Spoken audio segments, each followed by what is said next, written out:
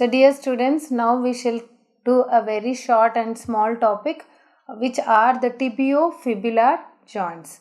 So the tibia and fibula, they are articulate with each other at superior tibiofibular joint, at inferior tibiofibular, as well as in the middle part which is called as middle tibiofibular joint.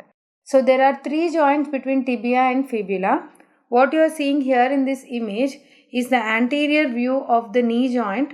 You are not only viewing the knee joint, here we can also see the superior tibiofibular joint. So the joint between the tibia and the fibula is called superior.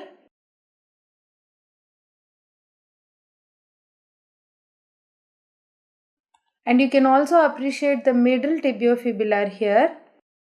This interosseous membrane makes middle tibiofibular joint. And the third joint is the inferior tibiofibular.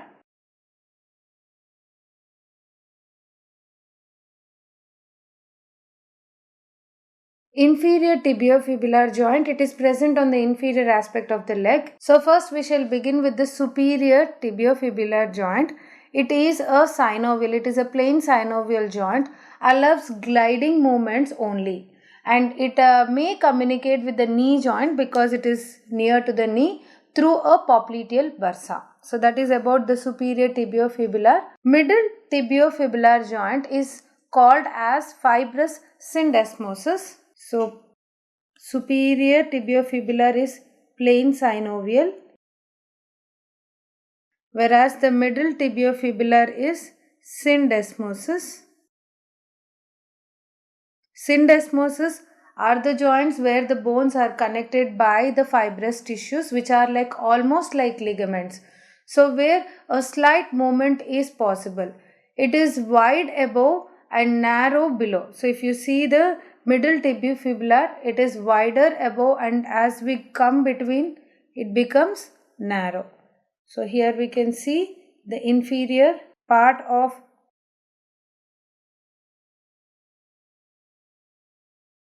middle tibiofibular joint which becomes narrow at the inferior aspect. There is a large opening above the upper free margin of the interosseous membrane. So I am drawing the margins here. So this is the opening which is present along the upper margin of the interosseous membrane, where it provides passages for the anterior tibial vessels. So this provides passage for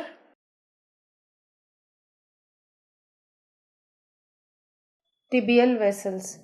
The interosseous membrane presents a small opening near the lower end. So here we can see a small opening near the lower end, and this opening is meant for the passage of perforating branch of peroneal artery. So this is for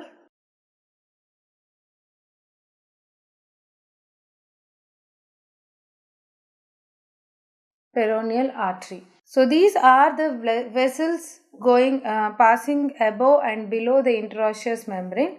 So the functions of the interosseous membrane, it provides an additional surface for the attachment of the muscles.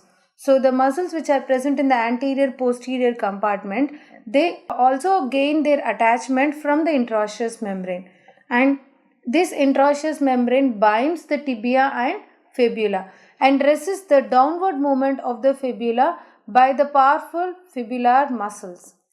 Most fibers of the interosseous membrane are directed downwards and laterally, except at the upper part where they are directed downwards and medially. So let us discuss about the inferior tibiofibular joint. Inferior tibiofibular joint, we can see here, this is the inferior tibiofibular joint, and we can see it is connected by the fibrous band. So it is a fibrous variety of joint which is called as syndesmosis. So it is quite stronger than other tibiofibular joints. So it strengthens the ankle joint largely by deepening upon its integrity. The roughened opposed surfaces of the lower end of the tibia and fibula are connected by this strong interosseous ligament, which forms the chief bond of union between the lower ends of these bones. The interosseous ligament is covered by both in front and behind.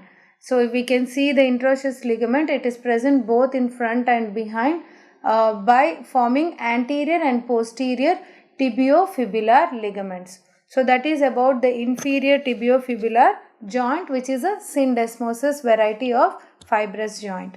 So this completes about the tibiofibular joints.